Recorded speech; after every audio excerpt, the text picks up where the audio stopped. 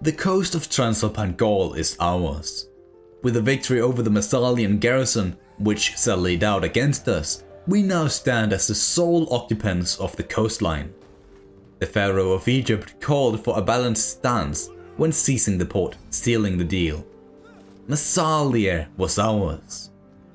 Its incredible harbour, known as Lakedon, was an impressive sight, granting us strong supply lines to go further inland if we wanted to. This must have been how the Greeks transported the gold ores further from inland Gaul. The massive grain depot meant the city had the capability to sustain several years of siege, a trait we would like to expand upon, as this region was now a frontline settlement bordering our former raiding target Genoa, ruled by Rome. Ptolemy himself, who by now had mastered most forms of combat drills, took it upon himself to master horsemanship, to make his men feel like they were born on a saddle. Now that is threatening. Same is the thought about the Romans making a preemptive attack on Massalia before it is fully fortified. If just we could install a puppet state in Genoa to alert us if an upcoming invasion is on its way, just like in Mesopotamia. Pleased with our military support so far, the Avernians were kind enough to set up a meeting between us and the faraway tribe known as Lucas. Despite them having decent relations with the Romans, our trade goods were simply too valuable to reject. Ship routes were quickly established from Alexandria to Illyria, where it then would travel by land the rest of the way. Back home in Phoenicia, we began working on industrializing the province somewhat so we could sustain this faraway expedition in Gaul, setting up a new agora, improving the dyed trader, and much more. Aristophanes also returned back to solid ground after having assisted in the capture of the Cilician pirates. Junior and most of his regiment was completely battered, forcing him to lay low and replenish his army slowly once he reaches Syria, which is quite far away, I might add. At least the desert province was somewhat stabilized, with them getting used to the Egyptian taxation law. Alright, hold on.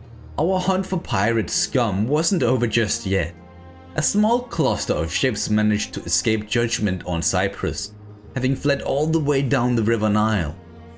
This was way too close to home, demanding an immediate answer. But as they were already running low on supplies, these buccaneers didn't have much time left in this world to plunder. Our new focus in Gaul over the Agates meant the skills for our famous hero Damianus was to more use up in the snow, so he traveled up the Italic Peninsula, revealing many Roman secrets along the way. None of any importance at the moment, but it is good to know. With Aristophanes back in Syria and no one from the Ptolemaic family to boss them around, our two legions in that area prepared to go on the offensive. Sukma had to fall sooner or later. The veteran commander Jason just had to muster a few more men, just in case.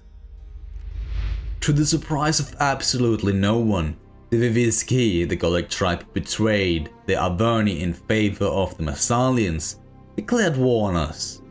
If they want the same fate as Massalia, so be it. Ptolemy took his exceptionally well-drilled army down to Narbo and followed the road inland till he reached Tolosa. All it had was a lowly garrison, which was no obstacle for our great pharaoh and his men. However, not wanting to make the same mistake as the Massalians and abandon our naval advantage, the town was liberated, with them becoming a client state of ours after some shiny arguments.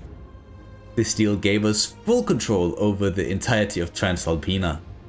Basically, it meant we could now establish more ships and armies.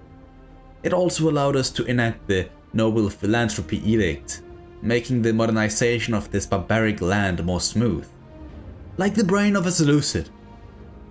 Furthermore, we used this extra access to establish a small regiment on Corsica to eliminate the slave uprising led by Cassius Stellus. They would try to flee, but being stuck on an island meant they couldn't hide forever.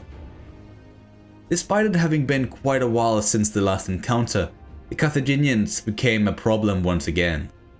A prominent Carthaginian merchant had been slain in our land for no reason whatsoever.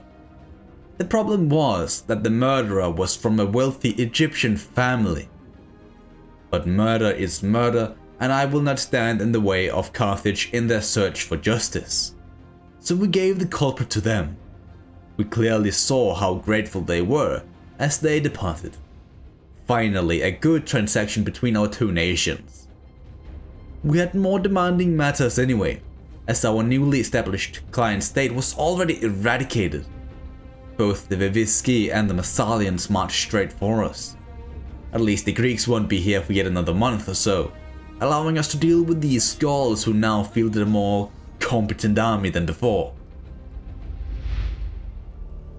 They had even deployed barricades and other forms of booby traps. Obviously, we weren't too keen on triggering them. Luckily, the many top-tier archer drills from Ptolemy himself allowed us to hit them from the other side of these traps.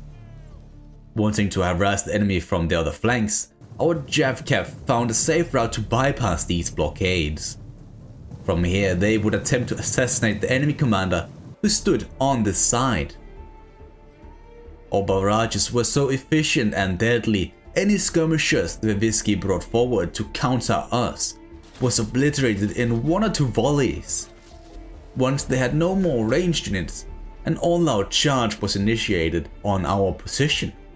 They approached with great haste, but we did plan for this. We had secretly hidden 2 sword units in the nearby forest. Both of them would now rush out and flank the Gallic threat.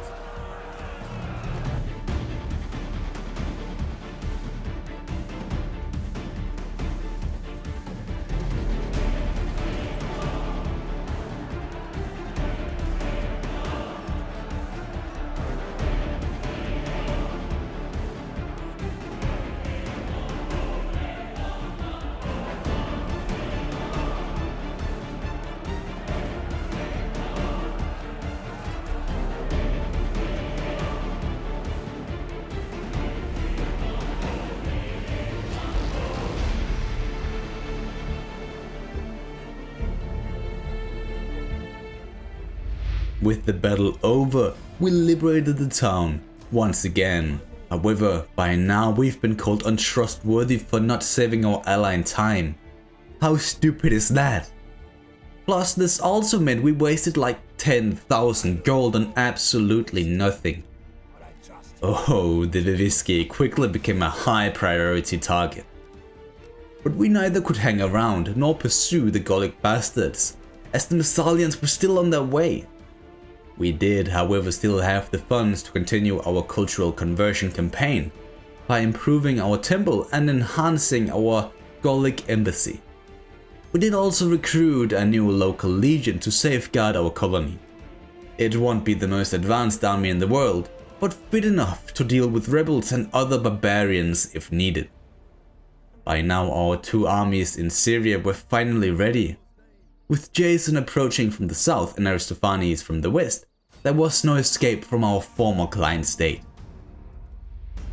Knowing these turncoats outnumbered us, it was crucial our 2 armies linked up before the engagement started. It didn't take long for them to reorganize their formation. Basically, it was just an oversized version of the ones we've become so familiar with throughout the years. The enemy, however, formed up in a single line, far outstretching ours.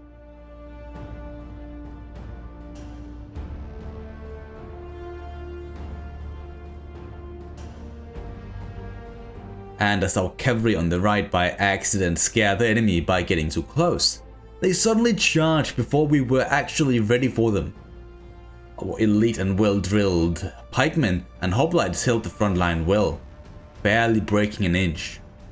But the flanks had a bit more trouble, forcing us to call upon our levy recruits. Through the guidance of Jason and elephants that soon followed him, meant we crushed the enemy on that flank, allowing us to get behind the enemy and overwhelm them. Once the entire army had routed, we would pursue them, of course. No chance we would leave turncoats alive. This battle was a prime example of a lion leading a band of chickens into battle. All you need is a strong commander to win. With Sukma now fully under Egyptian control, Mesopotamia felt just a tiny bit safer. But the Seleucids are still roaming this land, which we cannot allow.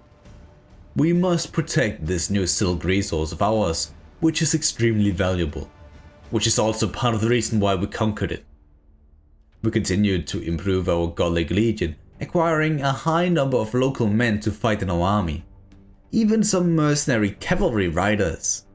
Now I don't know how skilled they actually are, but they sure looked cool. Perhaps this was why the Massalians fled back inland instead of fulfilling their counterattack against us. No matter, as with that problem resolved, Ptolemy returned to the same location where he laid camp when he initially landed in Gaul, as it gives him a great reactive position just in case anything happens while he is replenishing his army. It shouldn't really happen in the north, as the Romans apparently are more focused on Carthage. With the lack of our naval support, the Roman legions managed to sail all the way over to Africa, from where they now control Thapsus, a crucial port just south of the city of Carthage itself. This is a massive mistake on our part, as we allowed this to happen. We will have to send our Achilles fleet down there ASAP, which we did after they liberated Genoa. At the same time, we actually discovered Antiochus himself and some of his men were closing in on our position. Fearing the Seleucids might cross the river into our lands, Jason and Aristophanes teamed up yet again. This time it was right on the opposite side of the river from where the Seleucids stayed encamped. As we slowly improved our trustworthiness again, we began trading with the Averni at long last. We did give them our civilized equipment and products like marble and purple dye in exchange for their complete loyalty. Furthermore, some of our governors in Egypt proper had become unwavering patriots, improving their culture conversion and empire maintenance skills significantly. In turn, this practically made us earn 3,000 more gold per quarter, which is extreme. However, once our Achilles fleet arrived outside the coast of Africa, we found the land in ruins. Carthage itself was lost, with Roman legions corrupting the land everywhere, like ants. We barely had the range to intercept them. We didn't need to either though, as they for some reason felt it necessary to come to us at sea with well over 8,000 warriors.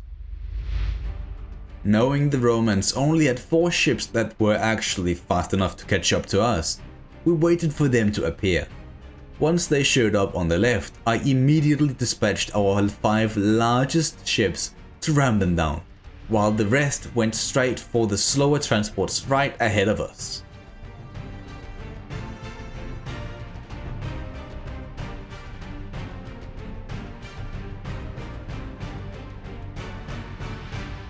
However, I didn't realize another navy approached from behind, meaning they actually caught our supply ship. But as I said, these transports are so slow compared to our navy, meaning we could just finish off the last Romans ahead of us, just to turn around and ram down the last enemies.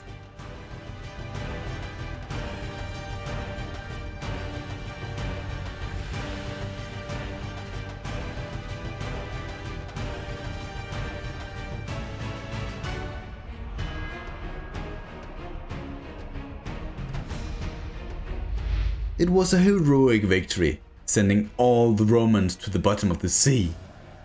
Our Achilles fleet is truly majestic. These skills could be used in Mesopotamia too, where Aristophanes and Jason both had to defend the major river crossing leading into Egyptian lands from Antiochus himself and his almost 7,000 strong force. Can't we get a break?